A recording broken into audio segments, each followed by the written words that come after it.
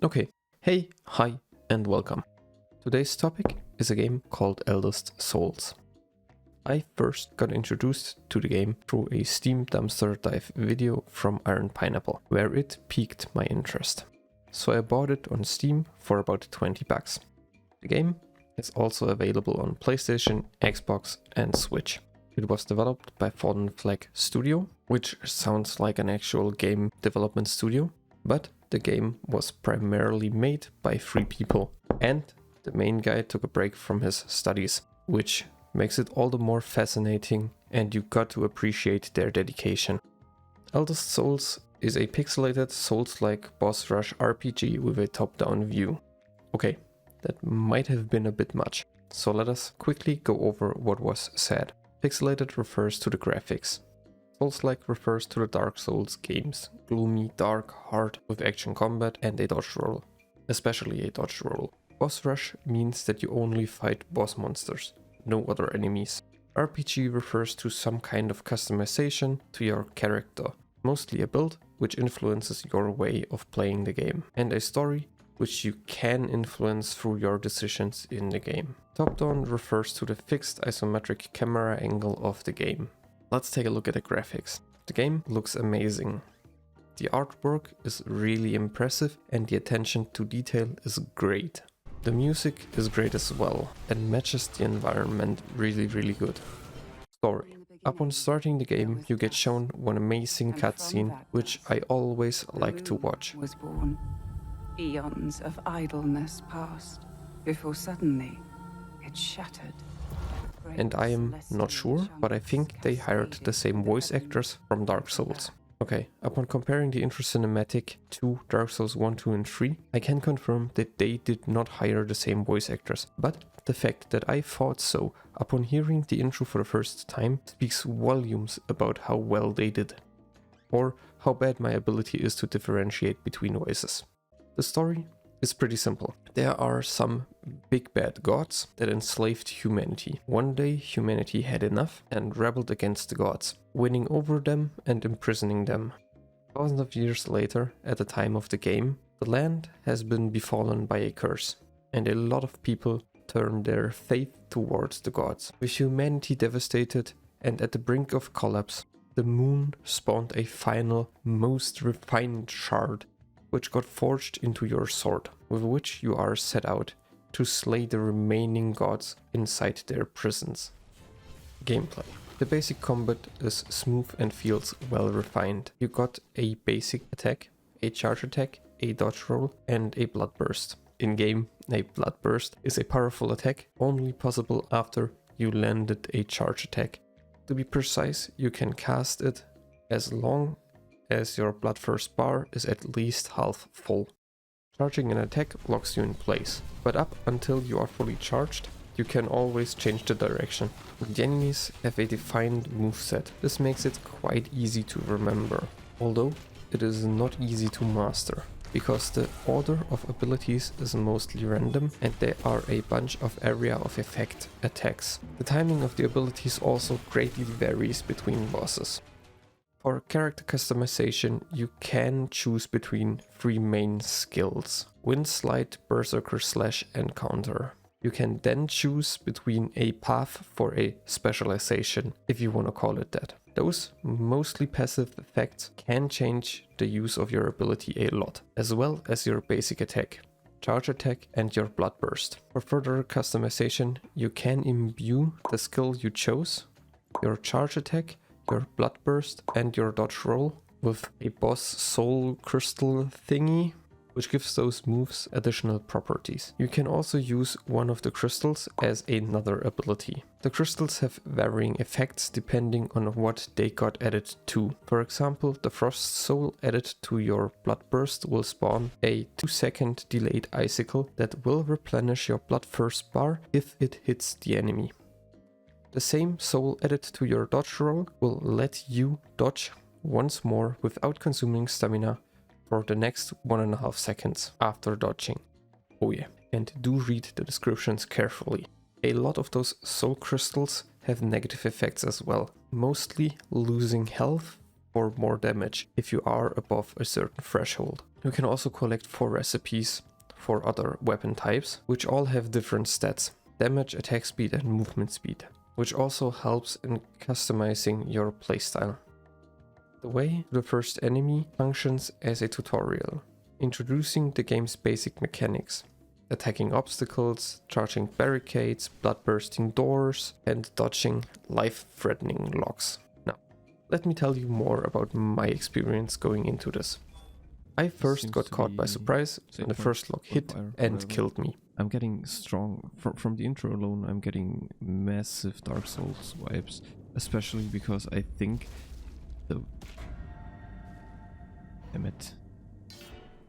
That was the first reminder that this will be no cakewalk. So I put on my big boy pants and sat up straight in my chair. I do have the habit of overly thoroughly exploring the starting area of a new game I play, to get as many impressions as quickly as possible to better distinguish the environment from actual game relevant stuff. This comes in clutch in this game, since a lot of relevant items can be found before and after the first boss, which you could easily miss. For example, the abyssal effigy or the harp string. The effigy is used for one of the endings, and the harp string can be gifted to the traveling bard, which in return rewards you for it with a feather that increases your out-of-combat movement speed.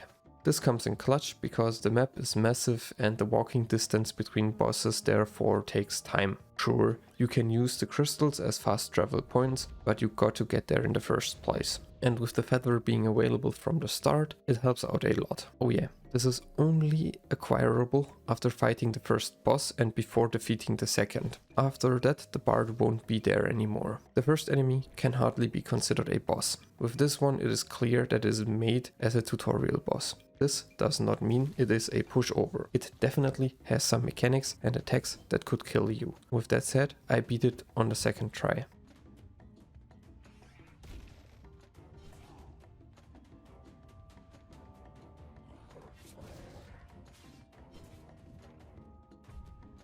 Now, onward to the first boss, to the first actual boss.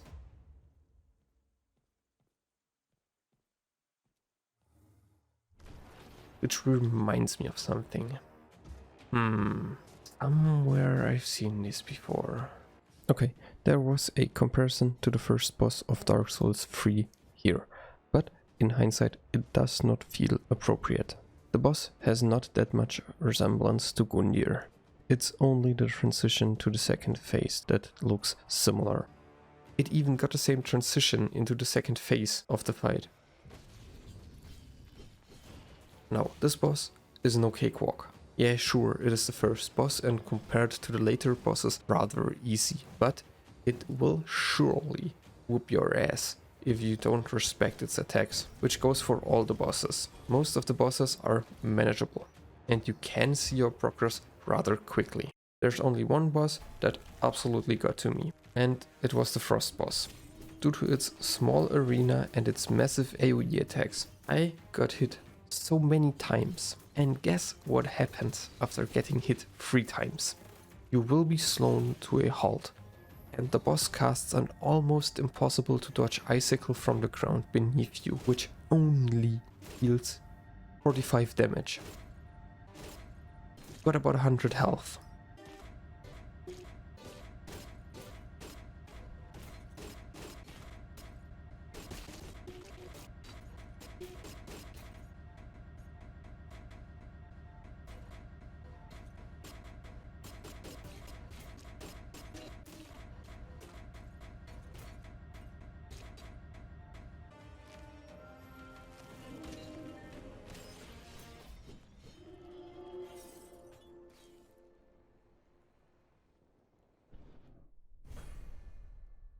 Oh yeah, I forgot to mention, while Bloodburst is up, attacks generate a lot of health. This is a major mechanic of the combat. Due to your rather small health pool, the number of mistakes you can allow yourself is rather limited, and you got to make it up with a bunch of risky close combat attacks after landing a charge attack. This definitely helps at increasing the stakes. You either regenerate your life to live a little longer, or you die trying to. Most bosses have certain time windows in which you can damage them, which is fair, but there are also moments in which I felt that there was so much happening at once that there was no way of escaping death. But enough about the bosses. I wanted to get a bit more into the different endings. As far as I'm aware, there are 6 different endings: neutral, dark, ice, fire, frost, and the old gods. And yes, I beat the game for each one of them. But first I wanted to tell you how I beat the game the first time and achieved the neutral ending. I beat every boss, collected everything there was to collect, and did not delve into the depths. So I did not defeat the newly added 3 bosses, and definitely the hardest. I also had the assumption that I could just beat them after defeating the final boss, but I was proven otherwise. And the game immediately rolled the ending cutscene and the credits. Upon skipping the credits, my save file has been upped to New Game Plus 1, which increases the enemy's health, damage, area of effect abilities, and their moveset has been updated. This is quite common with most games of this type, and I sure as hell felt like I could just beat everything again in New Game Plus to unlock the other endings. This is definitely not the first time I've gotten good now. If you've paid attention to the way I wrote the script, you may have concluded at what I am hinting at. I barely managed to defeat the tutorial mob, not the first boss. I mean the fucking Red Warrior. The fucker went from a lobotomized husk of an enemy to a fucking demigod of wrath, dealing 30 plus damage with its attacks and casting an arena-wide AoE every now and then, which requires an almost frame-perfect dodge, but I managed to beat that thing into the ground, only to be completely wiped like the last piece of toilet paper on a public toilet by the first boss. Okay, I want to make this crystal clear. I beat the game the first time in about 2 hours. I beat most of the bosses in a true and honest fashion without any glitches or bugs. I tried to beat the first boss for 5 hours straight without getting any closer to defeating it. I managed to get the Gundir's copy a bunch of times into the second phase, but then the difficulty increased even further, because it is casting those damn AoE fields beneath you every second. Those deal minor damage for every second you stand in them, but there won't be any moment in the second phase where you can deal damage to the boss without standing inside those puddles. This makes it a race. You gotta beat the boss before you succumb. And with the boss having about a third of its health left, which is about 2k health, this is almost unwinnable. So after 5 hours and countless defeats, I quit and admitted to myself that I ain't gonna get good in this game. But because I wanted to see the other endings, I did start a new save file. And boy, did I annihilate the first boss. That fucker stood no chance. As much as the New Game Plus version stomped me into the ground, I did the same to the normal version.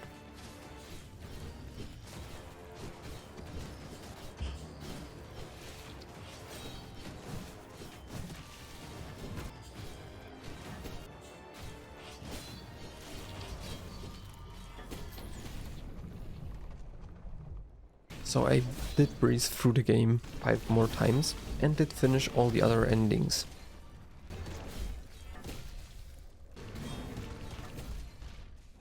With my best run being a sub 45 minute, which looking at the speedrunning leaderboards would put me at 29th place out of 28. Not that I would care. Damn, 29th out of 28? Fuck. Okay. The best time being 10 minutes and 40 seconds. What the fuck? Hold on. I gotta check this. Okay. I use nothing out of the ordinary, just some logout skips, and then it's just bursting down the bosses. Impressive. Sorry, I got distracted. So yeah, I beat the game for every ending, and what do you know? The endings do not change a lot. It is the same animation, but the text changes a bit. So yeah, nothing major, sadly.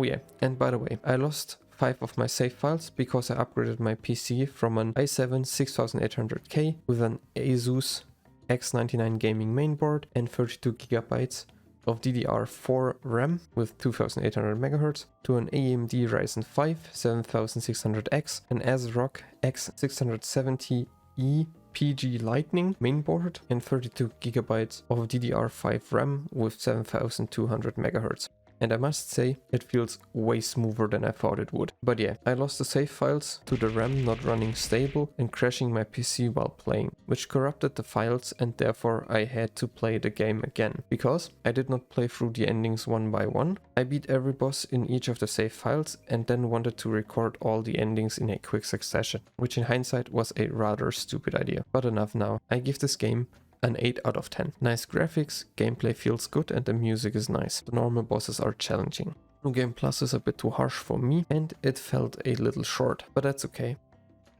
If this piqued your interest as well, have a go at it. The game is not too expensive and the developers will definitely appreciate you buying their game. I also wanted to thank the developers who, upon sharing the video on the Discord server, watched it and gave me some feedback, as well as a bit more insight about the development process. So if you want to read up on that, I'll leave the link to the Discord in the video description. If you like what you saw, please leave a like and consider subscribing. It would mean a lot to me. I will keep making more videos, so stay tuned. Have a nice day. Bye.